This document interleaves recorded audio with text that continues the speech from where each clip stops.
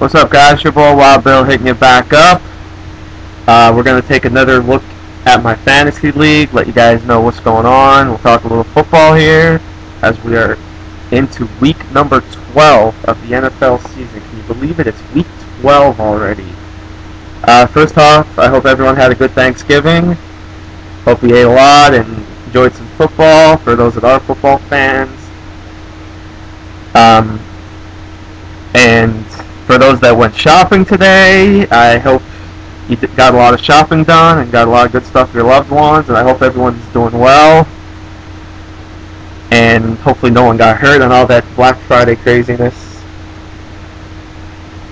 But now we'll move on, talk some more football here. We'll start here.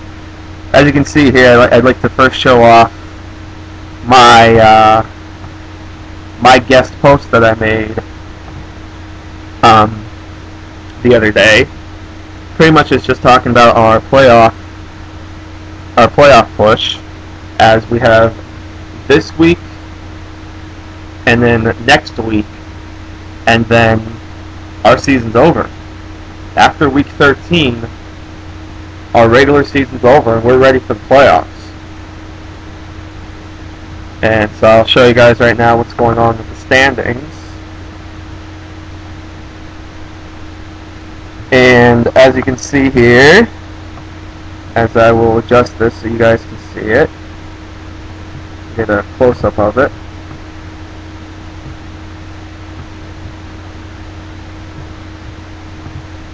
Right now, the best record in our league is sitting at 9-2, and he has actually clinched the East because he defeated the team with the most potential, who he's 2 games ahead. But again, because he beat him and owns the tiebreaker, there's now no way that the most potential can come back and tie. So he is the first place team from first to worst has actually clinched the East, and will at worst be the 2 seed with a chance this week to wrap up the number 1 seed. And you can see my team in bold here. I am currently 6-5, fighting for a playoff spot. I'd right now be the 6th seed, and our league sends 8 to the playoffs. And I am actually facing the team that is leading the other division right now, and I am currently beating him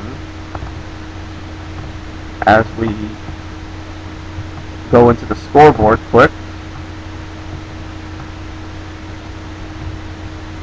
And you can see some of the scores right now. We'll talk quick about some of the other scores. You have the most potential leading.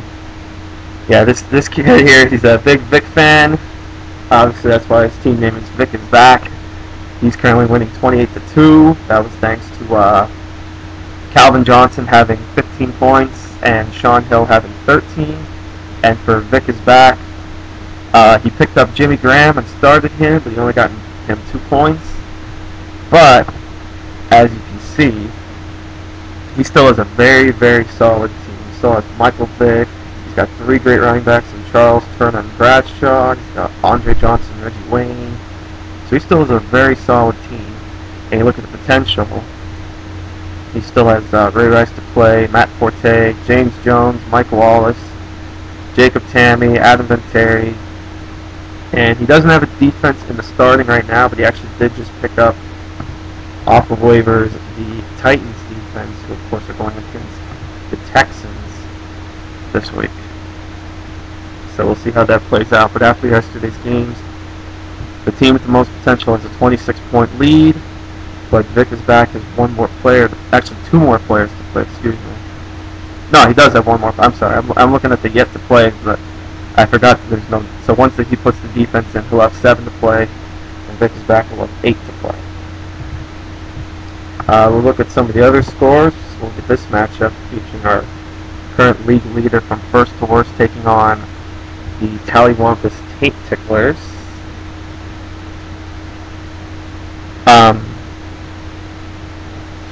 As you can see, the Taint Ticklers right now have 46 points, thanks to Tom Brady having 29 and Ben Jarvis Green now is having 17. And you're looking from first to worst, he so far has 6 points from Brandon Pettigrew. But as you can see from the rest of the team, from first to worst has Aaron Rodgers, Arian Foster, Peyton Hillis, Mike Tolbert, Deshaun Jackson, Brandon Lloyd, the Chiefs defense, and Lawrence Tynes get play, while the Taint Ticklers have Marshawn Lynch, Kevin Walter, Randy Moss, Steve Smith, Greg Olson, the Packers D, and John Casey left to play. For those that have been following football, of course, Randy Moss, again on his third team, and he's really been struggling in Tennessee. He has one catch in his 2 games. Maybe that will change with Rusty Smith now at quarterback. That'll wait to see. Steve Smith, again, as I've said before, really struggling with all the question marks at quarterback, although Jimmy Clausen will start this week for the Panthers. But I would expect from first to worst to come back, even though the Ticklers right now do have a 40-point lead. But at this point, it's pretty much just for pride for him. He's pretty much out of the playoffs at 3-8. And in that first matchup I showed you, both teams should make the playoffs. Most potential is at 7-4, and Vic's back at 6-5, so they should both probably be in the playoffs. This is my team sucks.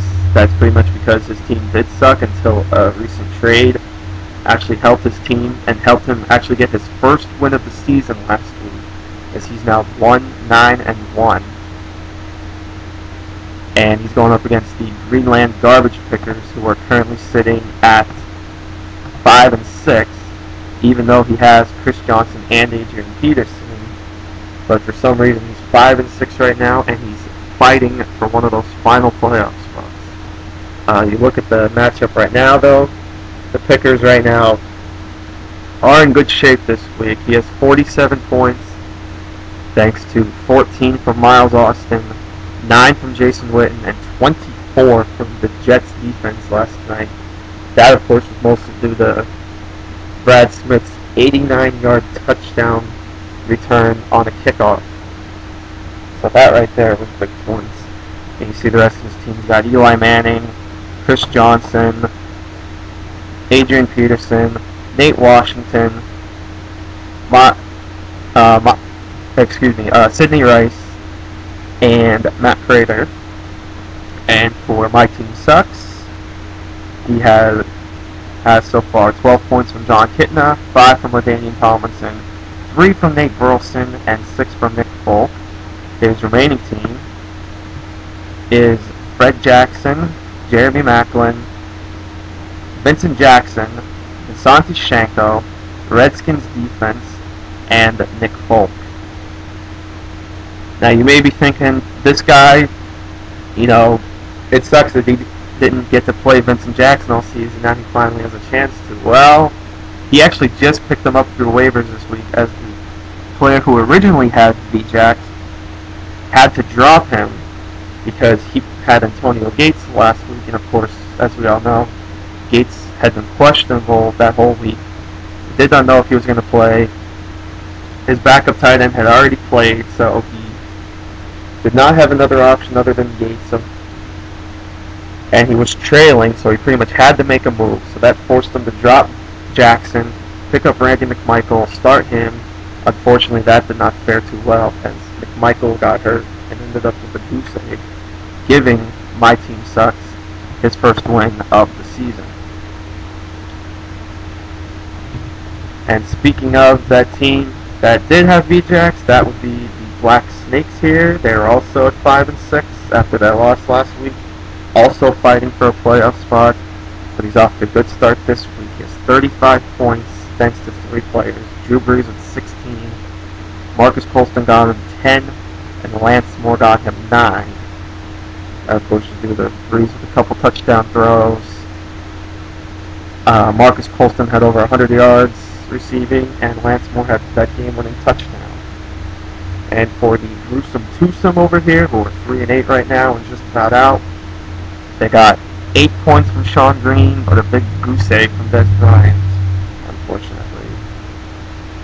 Although I had a feeling Sean Green would start to get more involved. He looks like he's starting to get more involved in that Jets offense. I think this is the first time in probably a long time, maybe all season, that well, he may have done it a couple times, but it's been very few times that Sean Green ended up with more fantasy points than LaDainian Tomlinson. But as of now, it is the Snakes leading the Tucson 35-8. Then we move on to the third team fighting for one of those final playoff spots, and that's the Raw Dog and Dilly Whoppers, who are sitting at 5-5-1. He would currently be the 7th seed, and it would be the Pickers who would knock out the Snakes thanks to head-to-head victory. They would be the 8th seed right now, and the Snakes right now are on the outside looking in. You look at his team, of course, he did not have anyone play at all yesterday, while the Thundercats were 7-4 and currently in the 3 spot. Got a great game from Wes Welker, 21 points thanks to 90 yards and 2 touchdowns. And so that right now is how you have the 21-0 score. And then finally, my matchup as of right now, I currently lead 14-10, thanks to 10 points, including a touchdown from Santonio Holmes, and only 4 points from Cedric Benson. But Benson was up against a tough defense, and towards the end of the game, the Bengals are starting to get down big, so they obviously had to throw. The problem I had, though, was it seemed like every time they were getting near the goal line, Benson was always coming out, and they were putting, I think it was Brian Leonard would be thrown in there. But right now, again, it's okay, because I got a 4-point lead, as he has 3 players that have played so far, and he only got 4 points from Danny Woodhead, 4 from Chad Ochocinco, and only 2 from Braylon Edwards. So, of course, when you figure Ochocinco, well, neither Bengals receiver did much yesterday. That was mostly due, of course, to the Jets' great combo at corner of Darrelle Revis and Antonio Cromartie. Woodhead, of course, is the kind of change of pace back in New England behind Benjamin Green-Ellis. And obviously, Santonio Holmes had the better receiving day than Braylon Edwards. So, hopefully my team can hang on as we continue on into week number 12, and of course, hopefully I can find myself into the playoffs after week 13. So with that being said, again, I hope everyone had a great Thanksgiving, and hope everyone continues to enjoy their weekend. And for any of you that play fantasy football, good luck to you the rest of your regular season, whether it be you already have a playoff spot locked up, and you're getting ready for the playoffs, or you're fighting for a playoff spot, whatever the case may be. Good luck to you, and I will see you guys tomorrow for my college basketball week in review. This is your boy Wild Bill saying take care and bye-bye.